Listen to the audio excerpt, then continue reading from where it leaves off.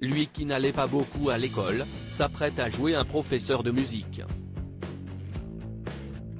Un rôle presque sur mesure pour Calogero qui fait ses premiers pas devant la caméra à 52 ans dans la fiction respire sur le harcèlement scolaire. À l'occasion de la diffusion du film signé Jérôme Cornuau, le 12 septembre prochain sur M6, le chanteur se livre dans les colonnes du magazine Télé 7 jours, de ce 9 septembre.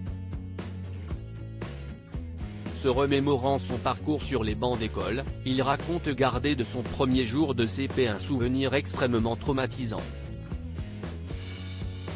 J'ai pris une paire de claques de la part de mon institutrice parce que je ne mettais pas les points sur les i, se remémore l'époux de Marie Bastide. Un incident qui explique, peut-être, que j'ai été en échec tout le restant de ma scolarité. Mon père était souvent convoqué. Calogero révèle avoir subi 2 ou 3 fois la violence des élèves inscrits dans un collège difficile, à Échirolles, en Isère. Il raconte que les conditions étaient très particulières. La violence ne venait pas des professeurs, qui, à l'époque, pouvaient la pratiquer, mais des élèves. Je l'ai subi 2 ou 3 fois, révèle l'interprète des titres en apesanteur et face à la mer.